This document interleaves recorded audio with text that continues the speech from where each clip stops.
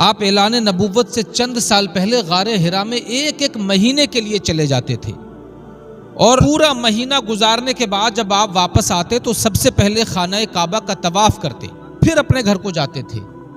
کئی سال یہ سلسلہ چلتا رہا، آتے رہے جاتے رہے۔ ایک دن ایسا ہوا، رمضان کا مہینہ تھا۔ مصطفیٰ جان رحمت کہتے ہیں کہ رمضان کے مہینے میں سویا ہوا تھا، میں اچانک ایک نورانی شخصیت غار حرا میں آئی اور اس نے مجھے جھنجھوڑ کے اٹھایا اور کہا کہ محمد پڑھیے۔ تو میں حیران تھا کہ اس غار کی تنہائی میں، اس پہاڑ کی چوٹی پر ایسی نورانی شخصیت جس کے چہرے سے، جس کے بالوں سے اور جس کے کپڑوں سے کوئی آثار سفر ظاہر نہیں ہوتے، کوئی گرد و غبار نہیں، چمکیلا چہرہ، صاف و شفاف کپڑے۔ میں حیران رہ گیا کہ یہ کون ہے اور کیا مجھ کو پڑھانا چاہتا ہے۔ مصطفیٰ جان رحمت کہتے ہیں کہ اس شخص نے مجھ سے کہا اقرا، پڑھیے۔ تو میں نے جواب میں کہا ما انا بقارن، میں تو پڑھنے گیا ہی نہیں کسی کے پاس، میں نے تو کوئی استاد بنایا ہی نہیں۔ تو کہتے ہیں کہ اس شخص نے میرا ہاتھ پکڑ کے اس زور سے مروڑا کہ شدت کرب کی وجہ سے میرے ہوش جاتے رہے۔ کہتے ہیں اس نے مجھے چھوڑا اور اس کے بعد پھر وہی کہا اقرا۔ تو میں نے پھر وہی کہا ما انا بقارن، میں نے تو کسی کو استاد بنایا ہی نہیں، کسی کے پاس پڑھنا سیکھا ہی نہیں۔ کہتے ہیں کہ اس شخص نے مجھے پھر پکڑا اور اس زور سے بھینچا تیسری مرتبہ کہ اس وقت مجھے تکلیف کی وجہ سے جان کا خطرہ لاحق ہو گیا۔ اب کی جو بھینچ کے چھوڑا تو کہا اقرا۔ تو مصطفیٰ کہتے ہیں کہ جب انہوں نے کہا اقرا، پڑھیے، تو میں نے خوف کی وجہ سے کہا کیا پڑھوں؟ تو انہوں نے کہا اقرا بسم ربک الذی خلق، علم الانسان ما لم یعلم تک پڑھا۔ مصطفیٰ کہتے ہیں اس کے بعد میری زبان پہ یہ سورت جاری ہو گئی اور میں نے بھی پیچھے پیچھے پڑھا۔ اچانک اتنا پڑھانے کے بعد وہ میری نظروں سے غائب ہو گئے اور مجھے ایسا لگا کہ جیسے میں نیند سے جاگا ہوں، لیکن وہ ساری آیات قرآنی میرے دل پر نقش ہو چکی تھی، مجھے یاد ہو گئیں۔ میں گھبراہٹ کے عالم میں غار سے نکلا کہ جلدی جاؤں خدیجہ کے پاس۔ یہ کیا ہو گیا؟ یہ کون تھا؟ کیوں آیا تھا میرے پاس؟ کہتے جیسے ہی میں غار سے نکلا مکہ کی طرف چلا، میں نے آدھا راستہ طے کر لیا تھا کہ آدھا راستہ باقی تھا، اور اسی آدھے راستے میں جب میں آیا تو میں نے ہاتف سے ایک آواز سنی، جہاں سے آواز آ رہی تھی کہ اے محمد، میں جبریل ہوں اور تم اللہ کے رسول ہو۔ کہتے جب یہ آواز آئی تو میں نے آسمان کی طرف نظریں اٹھا کے دیکھی تو وہاں میں نے جبریل کو لباس بشری میں دیکھا، جبریل کو انسانی شکل میں دیکھا، اور مشرق و مغرب یعنی پورب سے پچھم تک، شمال سے جنوب تک، جدھر بھی میں آسمان پہ نظر ڈالتا ہر جگہ مجھے جبریل ہی نظر آتے۔ کہتے ہیں اتنے میں کچھ لوگ جن کو مجھے ڈھونڈنے کے لیے بھیجا گیا تھا وہ غار حرا میں گئے۔ جب غار حرا میں مصطفیٰ نہیں ملے تو وہ مصطفیٰ کی تلاش میں جن کو خدیجہ نے بھیجا تھا وہ پریشان ہوئے۔ آخر کار وہ راستے میں مصطفیٰ کو ڈھونڈتے ہوئے آئے تو یہاں مصطفیٰ کو پا لیا۔ کہتے ہیں جیسے ہی وہ لوگ میرے پاس آئے میں نے ان لوگوں کو دیکھا اور پھر آسمان کی طرف دیکھا تو جبریل غائب ہو چکے تھے۔ مصطفیٰ جان رحمت کی پہلی وحی، پہلی ملاقات جبریل، غار حرا سے مکہ کا راستہ اتنا لمبا ہو گیا، گھبراہٹ طاری ہے، جسم پسینے سے شرابور ہے۔ معمول کے مطابق مکے میں آئے اور سیدھے گھر میں پہنچے، اور گھر میں پہنچتے ہی جیسے ہی خدیجۃ الکبریٰ محبوب رب العالمین آپ کی پیاری بیوی نے مصطفیٰ کے چہرے کو دیکھا، شریک حیات تھیں، دیکھتے ہی پہچان گئی کہ کوئی انہونی ہوئی ہے میرے شوہر کے ساتھ۔ ارشاد فرمایا کہ اے میرے شوہر، میں آپ کے چہرے پہ رنج و غم اور تفکر و خوف کا عالم دیکھ رہی ہوں، کیا بات ہو گئی مجھے تو بتائیے۔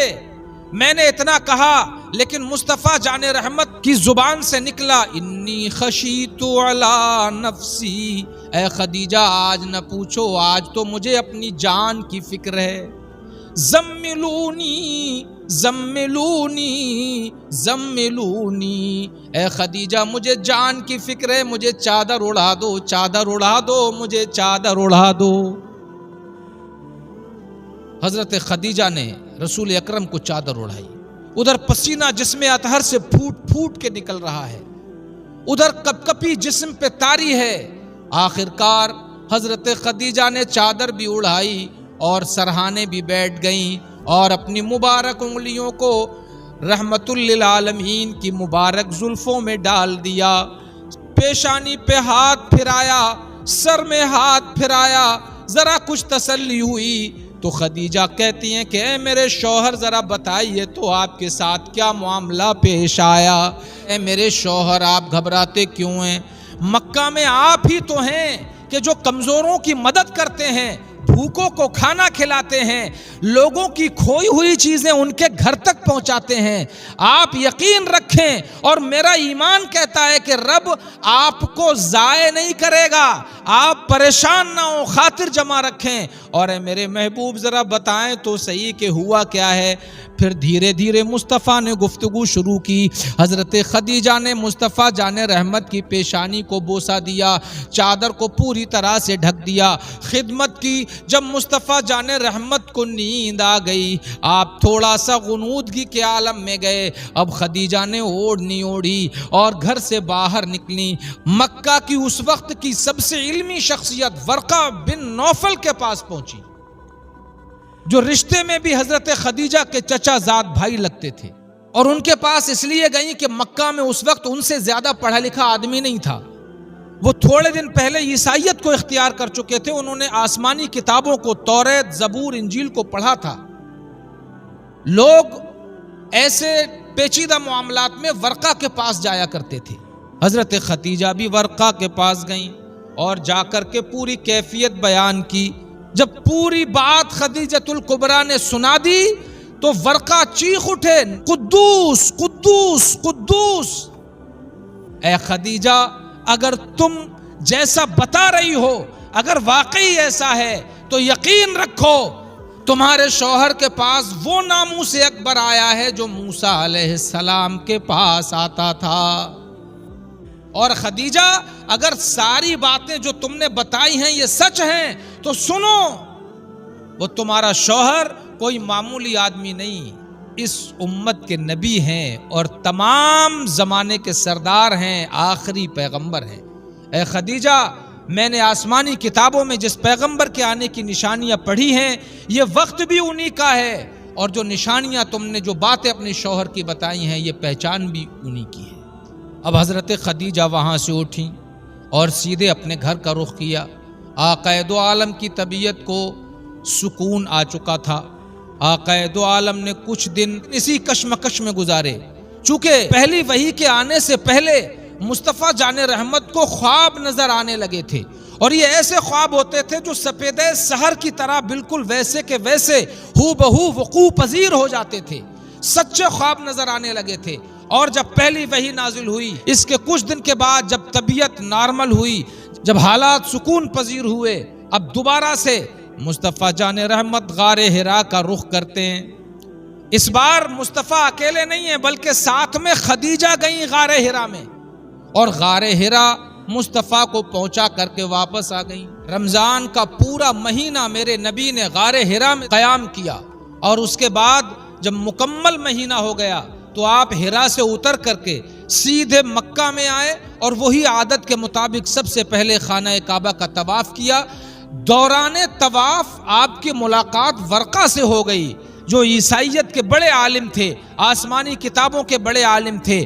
جب انہوں نے ورقہ کو دیکھا اور ورقہ نے آپ کو دیکھا تو ورقہ مصطفیٰ کے قریب آئے، آ کر کے پوچھا کہ اے محمد، جیسا خدیجہ بتا رہی تھیں کیا یہ باتیں سچ ہیں، اور تم نے کیا کیا دیکھا ذرا مجھے بھی بتاؤ، پھر میں تمہیں بتاتا ہوں کہ ان باتوں کا کیا مطلب ہے۔ مصطفیٰ جان رحمت نے ساری باتیں ساری باتیں ورقہ کو بتائیں۔ ورقہ سے دوران طواف بات ہوتی رہی۔ جب طواف کا آخری چکر تھا بات بھی مکمل ہو گئی۔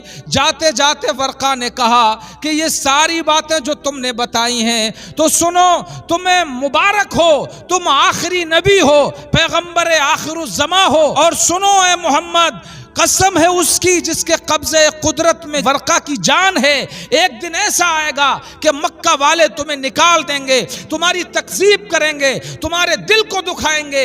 اے محمد کاش ایسا ہوتا کہ میں بھی اس وقت زندہ ہوتا اور میں تمہاری مدد تن من دھن سے کرتا، مگر اب میری عمر اتنی ہو چکی ہے کہ مجھے لگتا ہے کہ جب وہ وقت آئے گا تو اس وقت شاید میں زندہ نہ رہ سکوں۔ لیکن اے محمد تم سچے ہو، اس بات کی میں گواہی دیتا ہوں کہ تم اللہ کے آخری رسول ہو۔